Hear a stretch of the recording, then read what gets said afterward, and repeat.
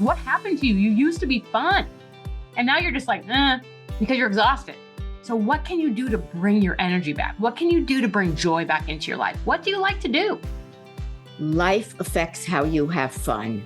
Learn more about how your circumstances also affect your moods. Have you ever worked for a toxic leader? Probably more of us than not, myself included. Do you remember what that felt like? How your self-esteem and confidence plummeted. So when you thought about changing jobs, you were too afraid, thinking about these feelings, and were they really true?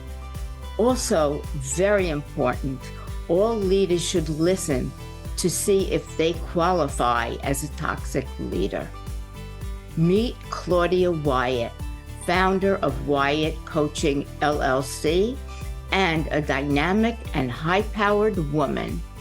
Claudia lays out a roadmap as to how she works with teams by empowering and inspiring people to believe in themselves and to take back their personal power. Welcome, Claudia Wyatt. How are you today? I am really excited to have you on the podcast. We've kind of gone back and forth on LinkedIn, and I really love what you do, and I love how you show up. So today's our day to shine. I love it. Thank you so much for having me, Terry. This is something I've been waiting to do with you for quite some time. So I'm glad we finally got our moment. So tell us a little bit about how you got to where you are. We all have a backstory. Absolutely. I've been coaching basically my whole life. I just never really knew that's what I was doing. In every position I've ever been in, I was a leader, and I was very good with listening to people and understanding them and helping them move forward. But it was my own journey of personal development that sealed the deal. That's where I discovered, hey, there's more out there than this. I had achieved all the things and hit all the goals. And once I got there, I was like, there can't be enough. Like, there's got to be more things out there for me to do. I know I'm not done yet. So I dug into that personal journey of personal development and professional development and started to rise. And when that happened, it kind of happened organically. I literally was writing about my journey and my story, and people would say, "Are you coaching?" And I was like, "Oh, is this a thing?" So I was very fortunate that all of a sudden it just clicked, and I knew this was the path I was meant to be on. Tell us a little bit about your story, your backstory. You didn't start from that and move forward. You know, we all have a story. You know, I turned my story into a journey to get to where I am, as you did. So I'd love to hear a bit about your tribulations, if you will, and move forward to the triumphs and what you're doing to create change today. I went through a really dark time in my life where this shiny person that you see right now was missing. And I didn't know who I was, and I didn't know what was happening to me. My father had passed. My sister passed a month later. My dog of 17 years passed. And I was in a very toxic marriage that turned into me being married to a mastermind of deception. In that time, I was so caught up in people pleasing and fixing because I was the fixer in my family. I didn't allow myself to grieve. And it really hit me hard. And I became in this darkness of depression that I didn't know that's actually what was happening to me at the time, because I've never experienced it before. I was always very shiny and very happy and very, on the go, and I was exhausted. And the hardest part about it was I was pretending to be fine because I was so concerned with the judgment from other people, and I didn't know how to ask for help, that I was just lost in it. And every day I would get up, I could barely move. I was like, okay, I can walk my dog. That's about it. I'm going to go to work. I'm going to pretend I'm fine. I'm going to take on everybody else's things, and I'm going to come home and I'm going to put it down. And that was it. I couldn't do anymore. And one day I got up and I said, you know what? Enough is enough. This is not the life I was meant to live. This is not a life. I'm literally trapped in my own prison of my home because I'm afraid to go anywhere. I'm afraid to do anything because I don't want anybody to ask what's wrong with me. And I don't want to tell that story. I wasn't ready to tell that story. But the power in that story is what woke me up, because I made a choice for myself to say, you know what? I'm not doing this anymore. And I went on a walk. And that walk led me into realizing there's so much more out there in this world and the purpose behind it. I was walking one day and I stopped and I said, you know what? I don't want to do this anymore. I'm going to break out of this pattern. I'm ready to take my life back. I'm ready to take my power back. I'm ready to choose me. And in that moment, I said, and I'm never going to let anybody go through what I went through alone. And that is where the coaching and the speaking and the writing started fire, right? It lit. That was the spark. And I said, you know what? That purpose of having somebody be there for you, because I could have had people be there for me, but I was so caught up in shame and judgment that I was afraid to say, I need help. And in that moment, that's when I realized I want to be there for other people, because if they're afraid to be helped, that they know they may experience judgment or shame from the other people in their family, that they can have a person who is in their corner cheering them on. And that person is me. I think a lot of people, me, you, have a moment in time when a light bulb goes off, if you will, or aha moment. And they stop and they say, wait a second, I know that happened for me. My life isn't quite where I want it to be. Right. And we all we go through, if we're lucky and we think about it, different modalities to get to where we sit today, where we understand other people have pain as well. And we're here, you, me, others, to really help people get through their own issues so they can become the best version of themselves without going through what you did, empowering people. And that's what we do as coaches. So in the business world, I know one of the areas you work on is toxic leadership, which is so germane to today and the business landscape, and leaders being forced, if they can, to shift their behaviors. So would love to hear your story on that, if you will, and then how are you creating change to help these people? Toxic leadership is a thing of the past. And if you're still practicing it, you are missing out, because what's happening is you have almost PTSD from these team members who have experienced the cracking of the whip. They just can't function. And they're so afraid to take a chance and make change and have a voice because they've been silenced or shut up in some way and told they were doing everything wrong. When you continue to tell people they're doing everything wrong, they stop trying because they figure, why does it matter? You start silencing them, then they become silenced and they hold on to that. That doesn't just go away because they leave you. I mean, raise your hand if you've worked for a toxic leader before. I think every single person has done that, right? Exactly. Everybody's been in a job where they were like, man, I hate going to work because I never know what is going to happen. I'm working with a loose cannon. And depending on what mood that person is in, it affects you. And whether you don't know that your leadership is affecting other people, which you should if you're in a leadership position, it does. Your people are completely affected by your move. And if your move is in the wrong direction, you will lose your team. Your culture will become toxic. Your people will become afraid of you. This is not a dictatorship. It's a team environment. And your job as a leader is to inspire. And what's happening is you start coming down on people all the time for what they're doing wrong. They never realize they're doing anything right. And the people that I've worked with teams that have experienced this, they're so afraid to make a change. They're so afraid to take an action step. And when I ask them, they ask, hey, can I do this? Yes, go ahead, give it a try. But they're not used to that. They're not used to the fact that someone is giving them the freedom to experience something. I'm a big believer in failure. Failing forward is a wonderful thing. You can learn so much from it. But if you're constantly telling your people, no, no, no, no, no, don't do this, or when they do take a chance and do something, then you just bash them over the head, you're never going to get anywhere.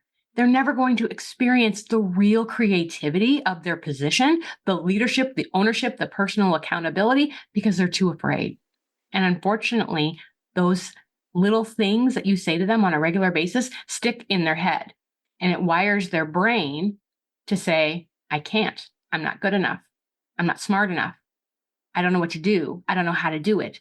I'm not going to change. I can't. And my job is to go in and say, you can, you can, you can, you can. And I'm guessing that these people probably have a very hard time breaking away and going and looking for another job because they feel inadequate based on what their boss or leader has told them. It's very true. I actually have seen it in a very good friend of mine. She worked for someone who was extremely toxic for a long period of time and was constantly bringing down the hammer on her.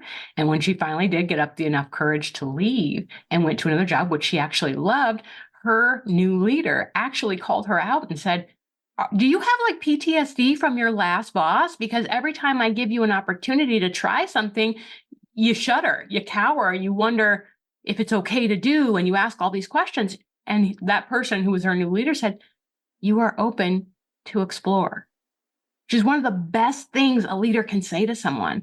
Get curious, explore, try new things, tap into those resources that you actually have. And if you make a mistake, it's okay. We'll do it together. We'll tackle it together. You are not alone here. And once that happened, sky's the limit. It just kept going and going. And she became happy. She was able to shed those layers and start something new. What about the toxic leadership syndrome? Are we finding that more and more these leaders are being forced out of their jobs, or are they allowed to continue doing what they do? Well, I think it really depends on the company. If your upper management, the heads of the company are not paying attention or turning a blind eye, it's never going to get better. It starts at the top.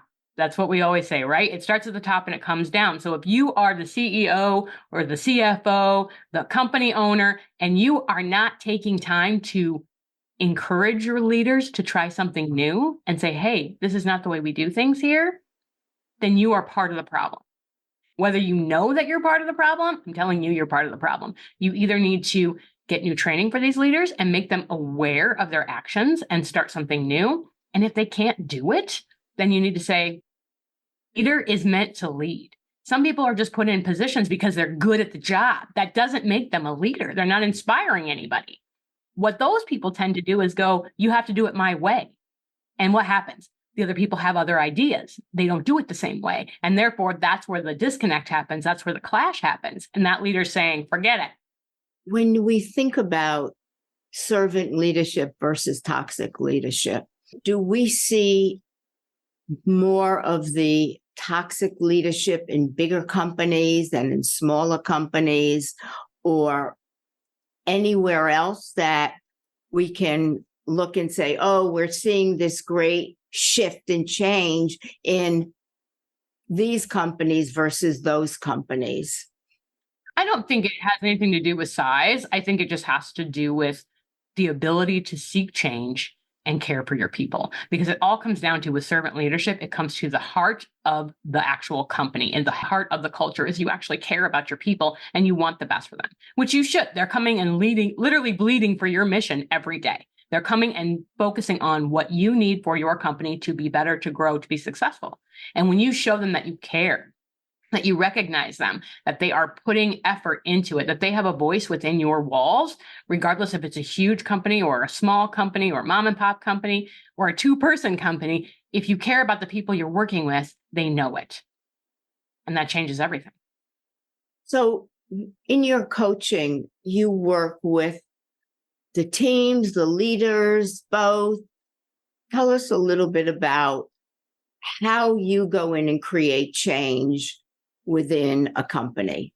Well, first I have to see what's going on, right? I have to be in observant mode to understand, because not that everybody's going to tell you completely what's happening, or do they actually know? So going in and observing everything, seeing how day-to-day runs, actually having conversations with the leaders, the owners, and the team members individually to say, hey, what's the problem here? Please speak freely. Because if you're holding back, I can't come in and say, hey, this is what we need to do. You need to tell me exactly what's going on, but I also need to see it with my own eyes, because there's going to be things behind the curtain that you are unaware of, for sure. But having that conversation with all of the team and saying, okay, this is where we need to make change. What's the fear behind it? Where's the doubt coming from? Where are you holding back? What's not working? What has worked for you? And then coming in and seeing what I need to do. So I work a lot with their confidence. I work a lot with their mindset and making those shifts. We have to have those breakthroughs to break free from things. And that's where I come in and say, okay, we're going to make some changes and this is actually going to happen. But it is their job then to take those changes and run with them. Do you think that your past and what you experienced has helped you fast forward to how you work with people today? Absolutely. What I have found in my earlier days of leadership, I was kind of in the same boat. I was a great leader, was great with the people, but I also didn't understand why people didn't think the same way I did. In my 20s, I was like, hello, why don't you know how to do this? Like, why aren't you taking a chance? Where now it's like, okay, I see where the disconnect is. I see what's happened in your past, in your story that has held you back from stepping forward. Because all of the things in our lives make us who we are today. From our childhood to jobs that we worked at, to dynamics with family and friends, our socializations, all of those things play a role. So when I look into a person and I say, okay, where is this actually coming from? I know for a person I worked with who had a terrible relationship with her family.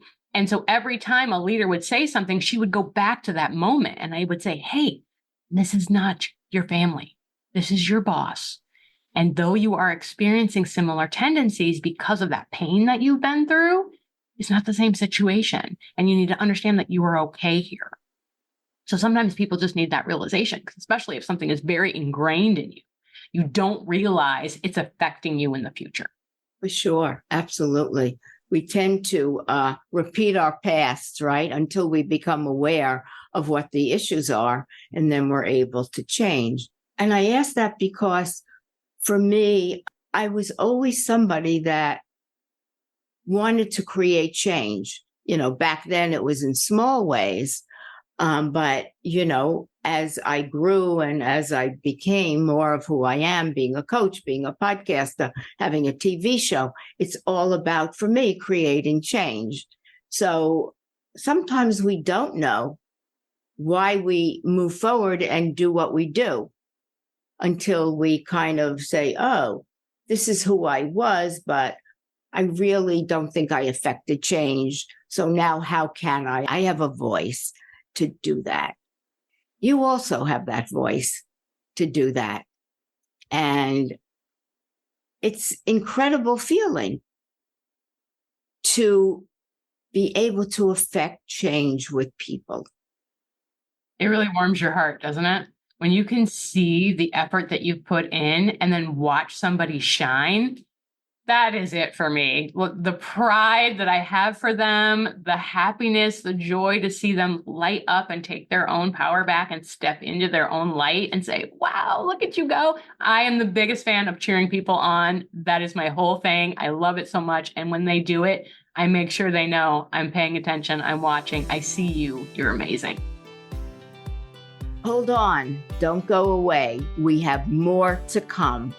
This episode is brought to you by Terry Coaching. As an executive, business, and communications coach, my only mission is to help clients start to live a life of purpose and passion so that they can become the best version of themselves, where each day starts with the excitement of creating changes. And that starts with shifting your mindset. Ready to start feeling excited about every day? Reach out and let's start a conversation. You can learn more about me at trycoaching.com. Do you also coach the toxic leaders as well? I do, if they would see that they are toxic leaders and that they need to make a change, absolutely. Most of the time, it's coming from someone else in the company that says, hey, my leader needs help, and I don't know what to do. But there are very few that have reached out and say, you know what, I think I need to do something differently. And I love that. When you take personal accountability and say, hey, I'm screwing up here. I need some help. Can you help me fix this? Because I really do want to be better. I really do care about these people, because there are toxic leaders that actually do care about their teams, but they just think this is how it's supposed to be, right? That they're supposed to be this way because they're the boss, and I'm going to be the boss, and I'm going to take charge, and I'm going to not, take names and do all the things. But once they realize it's not working, like, people don't trust me, they don't want to connect with me, I applaud anyone that says, you know what, it was me, I screwed up, I need help. Can you please help me fix this? Absolutely, let's do it. Well, I would also imagine that some leaders, nothing wrong with me, right? They have that attitude of, I haven't done anything wrong, or they just can't see beyond their nose, so to speak. Well, there is a problem with thinking that you're always right. If you think I'm always right, it's not me, I'm never doing anything, there's always two parts to every story. I know from when I was doing my own personal development, I'm a big believer in questions. Questions lead to more questions, and they unlock a lot of answers. And I would read something and go, that's not me, I don't do that. And then I would walk away from it. I would put it down and go take a walk or go do something else. And it would just hit me like a ton of bricks. You do that. That is you. And I would go, oh, that is me. I do that. I need to fix that. But sometimes we're just unaware. But yes, there are people out there that, their ego takes over and goes, it's not me, it's everybody else. But hey, listen, we all have to take ownership of our own actions. And regardless of what you think about yourself, that's wonderful that you believe that you are the greatest thing ever. I applaud that. However, nobody's perfect. And there are other ways to connect with other people. That's where personality types came to light, so that you know how to work with, talk with, speak to people who don't share your same characteristics. Oh, gosh, absolutely, for sure. What else can we dive into here? I always love to talk about purpose, mission, how that goes along with creating change. Absolutely. I'm a big believer when I work with people that your company has a mission, but you should have a personal mission for yourself. So I do teach a workshop on how to have your team members write their own missions within your company, because your mission is what's getting them where they are. But their mission is where they're going to fly. That's where they're going to really soar when they go, this is my purpose here. This is what I'm doing here. This is how I contribute to the mission as a whole, with my mission as the fuel. It's the engine that keeps it running. And they have to know that, because everybody's going to have a day. They're going to have a year, a week, a month. They're, a person that's going to come and just derail them completely. But if they go back to, what is your purpose of being here? What is your mission? What is your value that you're bringing to the table? And they go, oh yeah, I remember. I'm going to have those kind of days. But in my heart of hearts, I know that this is my purpose. This is why I'm here. It changes everything, and it keeps them going. And it probably, didn't happen to me, and probably didn't happen to you years ago. It might even help people formulate their own purpose and mission in life, right? I stumbled upon mine, but, when you can help people, when you can have them empower individuals, so to speak, they can find their own path, their own mission, their own purpose. Because I do believe, and I'm sure you do too, that we all have a mission here. We all have a purpose. We just need to find it. Exactly. That I completely agree with that. You're going through the motions, you're doing all the things you think you're supposed to do. And I've worked with lots of people who are so obsessed with the timeline. By this age, I need to be this. By this age, I need to be that. I should be here by now. And then they're destroyed when they're not there yet. And that's where the mission or your purpose comes in, is when you identify what you're actually here for, it changes everything. Because then no matter what is going on around you, you go back to, this is what I'm meant to do. This is who I'm meant to be. This is what I'm meant to help people with. Because for me, I always knew I was supposed to be with people. And I always knew I was going to be in leadership, and I was going to be successful at whatever I did, because I was putting my name on it. That ownership was very important to me. But it wasn't until I went through the pain that the whole thing came together. And that's the thing, is so many of us have that pain, that story, like you said, but we're not acknowledging it. we're just acknowledging the villain in that story. We're not acknowledging the hero. And when you see what you've actually been through and that you came out of it, that is what you use as your purpose to move forward. Because I don't know about you, but I'm never going back there again. So I'm only going forward. That's what this is going to do. It taught me something. There's so much gratitude in the lesson once you're willing to see it. And it takes time. You can't force that to just suddenly open up and say, this is my purpose. Nope. It's going to show itself when you're ready to see and understand it. And at that point, you can say, okay, I get why that happened now, even though it was horrible. And I never want to go through that again. I understand that that made me who I am now. And that made me go, this is what I'm meant to do for others. I'm listening because I'm the same way, right? It took a long time for me to really get to where I wanted to be. And when you have the opportunity to work with these, I'm saying, I think younger people probably, how do you help them maybe even tap in to their own purpose and mission? Because they're working for a company, they're doing their job, but you're starting to open the lens for them to start to see, I am confident, I am empowered. Where can I take this next? Because they're not going to stay in the same job forever. Yeah, especially nowadays, no one stays in the same job forever. That is definitely true. But I love that you said opening the lens.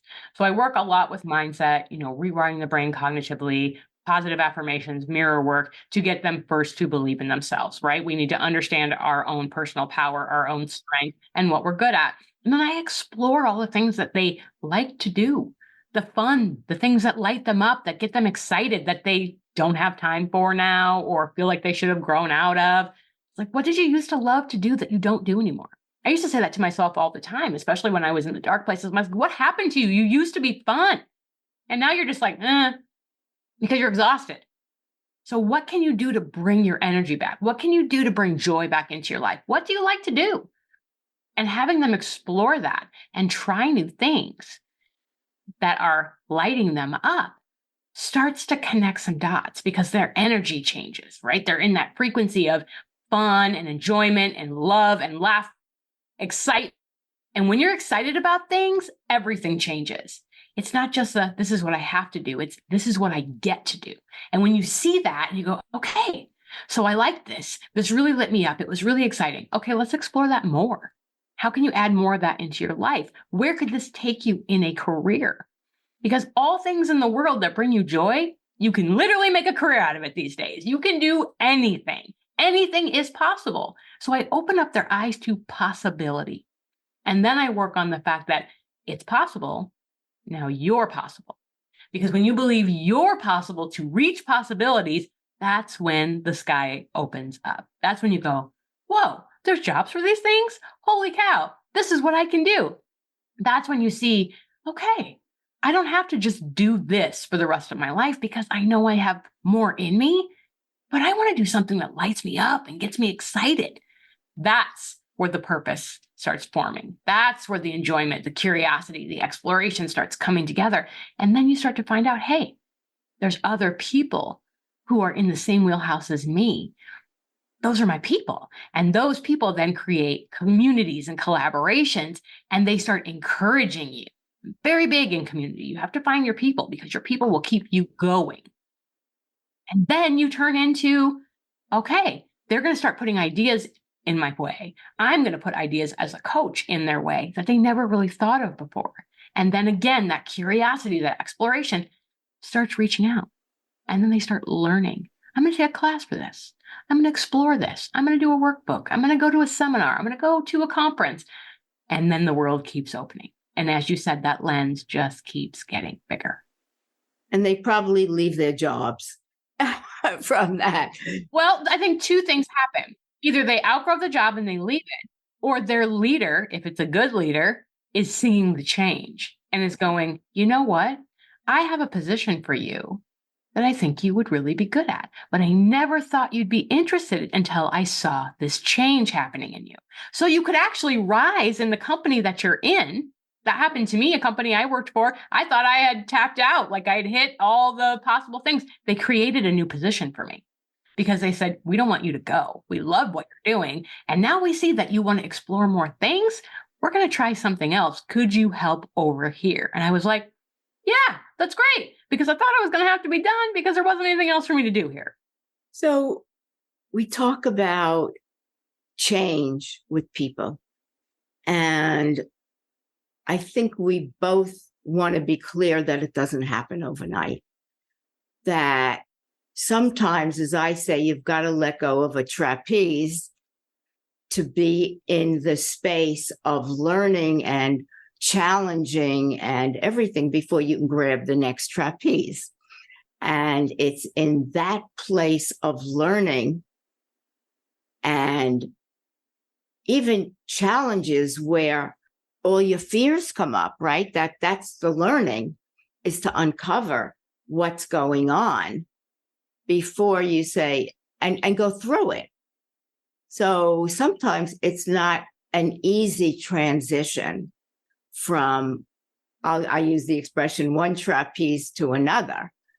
You've got to be willing to go through whatever it is to find out who you are to get to that next space. Absolutely. That inner narrative is critical and it's going to come up. I do specialize in silencing your inner critic. Those fears and doubts are going to rise as soon as you're trying something new because you're not good at it, right? You have to be good at everything. You don't.